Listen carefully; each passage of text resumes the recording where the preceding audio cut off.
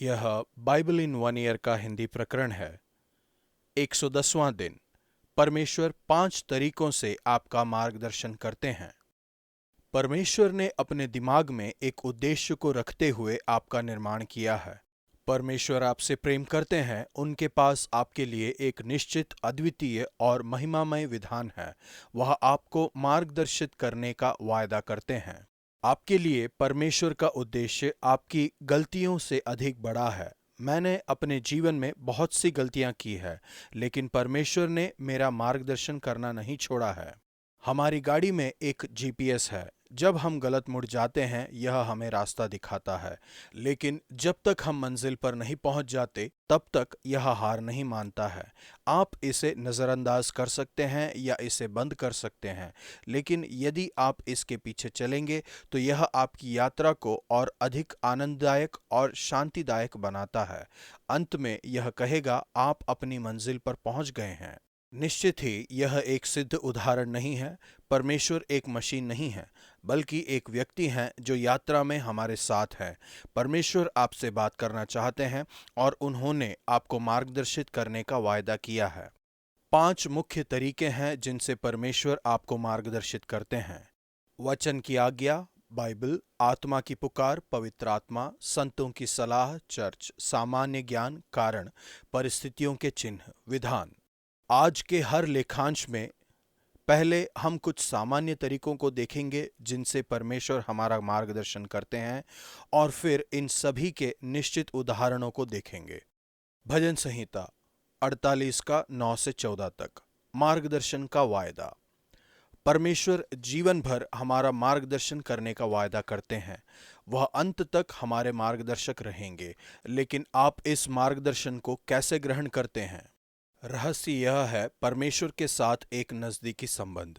इसमें शामिल है उनकी उपस्थिति में समय बिताना और उनके असफल न होने वाले प्रेम पर मनन करना। नंबर 1, संतों की सलाह। मार्गदर्शन एक व्यक्ति का कार्य नहीं है। यह महत्वपूर्ण है कि भजन संहिता के लेखक ने कहा, आपके मंदिर में हम आपके असफल न होने वाले प्रेम पर मनन करते हैं। मंदिर में परमेश्वर के लोग परमेश्वर की आराधना करने के लिए एक साथ आते थे। समुदाय में हमें मार्गदर्शन मिलता है।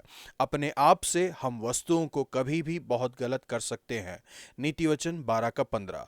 परमेश्वर दूसरों से बात कर सकते हैं और हमसे भी, और इसमें हमेशा बुद्धिमानी होगी कि हम मुख्य निर्णयों के विषय में सलाह लें। परमेश्वर, आपका धन्यवाद आपके वायदे के लिए। आप मेरे मार्गदर्शक हैं और आपके लोगों के समुदाय में आप मेरा मार्गदर्शन करते हैं। नया नियम, लूका 19 का 45 से 20 के 26 तक। मार्गदर्शन का नमूना। जैसा कि जीवन के सभी क्षेत्रों में है, यीशु हमारे आदर्श हैं कि परमेश्वर से मार्गदर्शन को कैसे ग्रहण करना है। परमेश्वर के मार्गदर्शन के अंतर्गत जीवन जीना एक परेशानी मुक्त जीवन को नहीं लाता है। यीशु पर नियमित रूप से धार्मिक पुलिस का प्रहार होता था। वह विरोधाभास और उनका सामना करने से भागे नहीं। सच में दुष्ट किसानों के दृष्टांत में यीशु दिखाते हैं कि परमेश्वर के सेवक परेशानी की अपेक्षा कर सकते हैं। दासों को पीटा गया, खाली हाथ वापस भेज दिया गया, शर्मनाक तरीके से उनके साथ बर्ताव किया गया, उन्हें घायल कर दिया गया और बाहर फेंक दिया गया। जब पुत्र को भेजा गया तब उन्होंने उसे मार डाला। देवीय मार्गदर्शन ने यीशु को क्रूस पर पहुंचाया, किंतु इसने उन्हें पुनरुत्थान तक भी पहुंचाया। इसके पीछे परमेश्वर का उद्देश्य और उनकी विजय थी।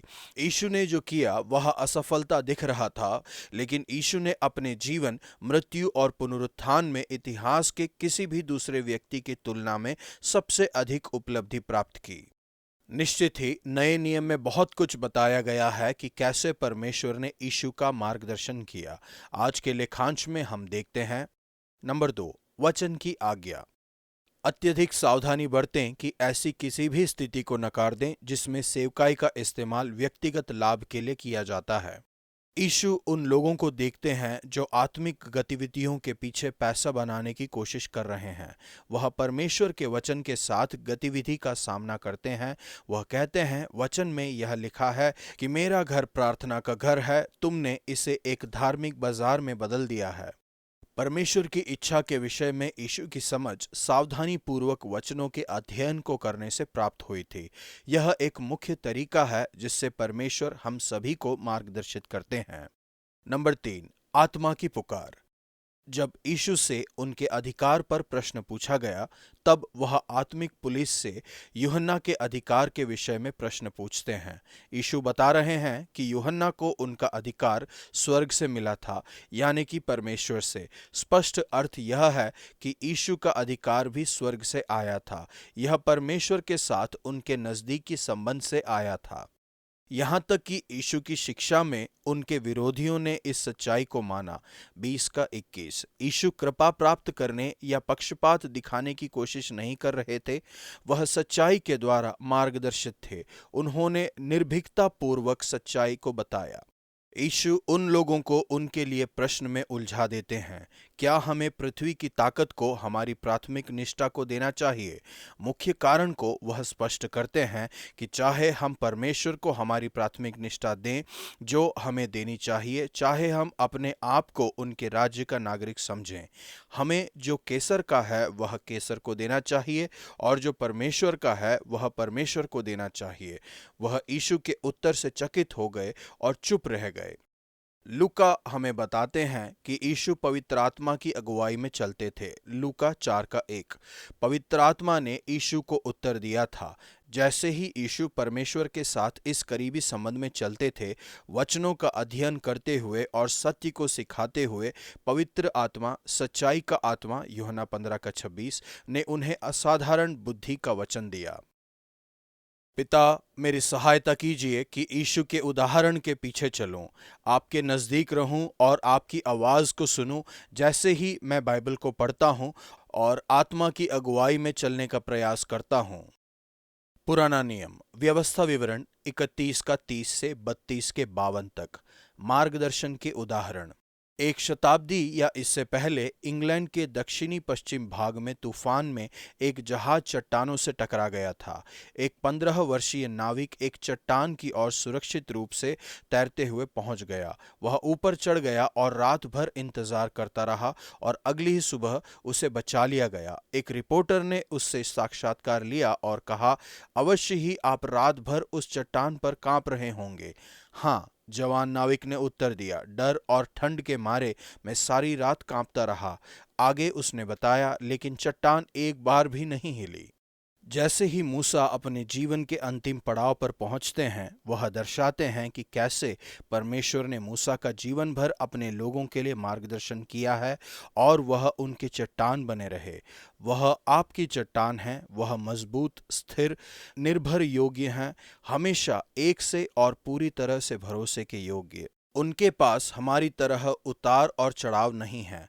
आप उनके न डगमगाने वाली वफादारी पर भरोसा कर सकते हैं। वह वहां पर हमेशा आपके लिए होंगे।